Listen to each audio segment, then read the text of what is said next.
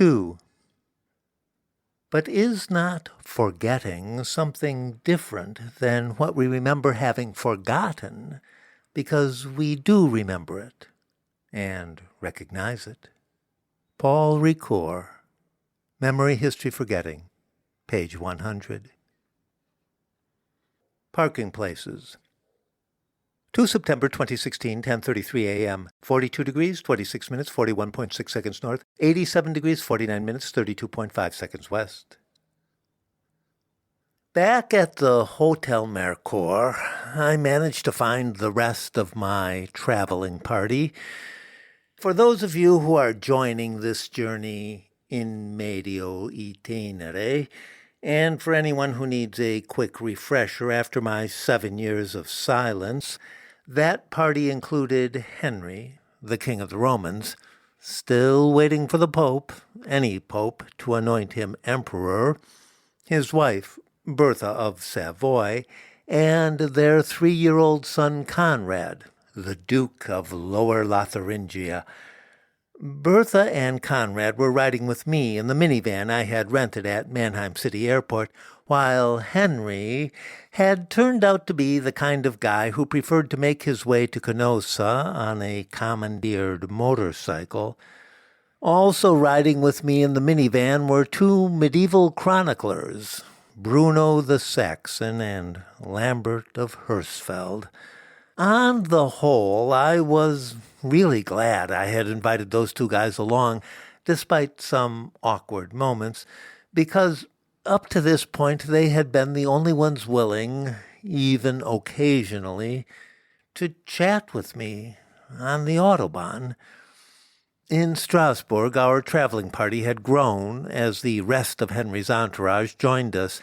His elite protective unit turned out to be Die Kaninchenkrieger, or the Rabbit Warriors, a group of engineering students from the University of Heidelberg, monster snowboarders and guardians of the ancient traditions of Fastnacht, mainly the drinking traditions, as far as I could tell.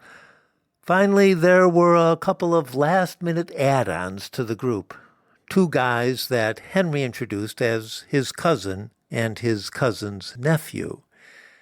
They both wore black leather, and both were named Gozilo, a name which was definitely not, according to them, the Latin for Godfrey.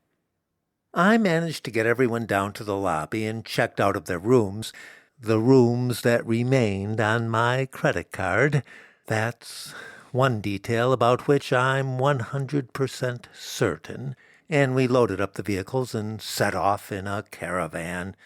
Henry led the way on his BMW sport bike, then came the 2 Gozilos on their matching scooters, followed by the minivan with me driving and my passengers, Bertha, Conrad, Bruno, and Lambert, all trying to nap. Finally, bringing up the rear, came the Rabbit Warriors, schlumbling along in their Bierwagen. From that point forward, well, I suppose I went back to processing events and making sense of the passing of time the usual way, by telling myself little stories in my head. Isn't that what everybody does, all the time? Which means that now, 7 years later, most of the details of those stories have been lost. What remains in my visual memory are scenes of the highway stretching before me. Mostly I remember keeping my eyes on well-maintained roads as I drove the Opel through vineyards and mountains, and then, in Emilia-Romagna, I remember looking for the Canossa exit on a superhighway as wide and flat and utilitarian as any in northern Illinois. Parking, too. I have far too many visual memories of parking, of trying to park, parking lots, parking ramps, parc de stationnement, arrêt de parchego. A couple of times I had to swallow my pride and let one of the Rabbit Warriors take the wheel, the rental agreement be damned, when we just absolutely had to insert the Zafira into a tiny spot on the street. I just could never get the feel of parallel parking a minivan with a stick shift. Shit. That's what I remember most vividly. Being bad at parallel parking. I've got an old paper map with me here, and of course on my laptop I have access to all the digital maps I could ever want. With their help, I can recall some key moments of the journey. In Alsace, Conrad made a stop at a big old castle overlooking the highway, a castle that had been built, according to the brochure, by a Duke of Swabia named Frederick the One-Eyed. I remember looking him up on my phone and discovering that he was Bertha and Henry's grandson. When I told Bertha, she wanted to know if this Duke would be Conrad's son, and when I checked again and told her that Fred the One-Eyed would in fact be the son of her daughter Agnes, Bertha decided to stay in the minivan while the rest of us took the tour. I guess she needed some time to get used to the idea of having another kid with Henry. In Besançon, we visited Henry's cousin, who turned out to be the owner of a shabby antique store called the Comte de Bourgogne, filled with empty picture frames, huge, ornate, ghostly things. The old guy insisted on calling the town Byzance and made us drink toasts of a vile, yellowish liqueur and demanded that I buy something to pay for our passage through his demesne. He actually used the word demesne in English, like a hardcore gamer. You've got to be kidding, I thought. This is 2009. The borders are open. But the Count and Henry were very insistent, so eventually I pulled out a credit card and bought a decrepit old book, a raggedy first edition of Qu'est-ce que la propriété by Pierre-Joseph Proudhon, who I guess was a Besançon native. I still have that book in a plastic bag so it won't fall apart. A purchase that was just so wrong in so many ways. In Gex, a French town outside Geneva, we stayed for a couple of nights in some rooms upstairs from an old-fashioned restaurant owned by Bertha's family. Nobody introduced me to anyone, but I figured that la propriétaire, a chilly woman who refused to say a word to Henry, had to be Bertha's mother, Adelaide. There was also a young guy, a bodybuilder, who hung around the kitchen and kept slapping the butts of the waitresses.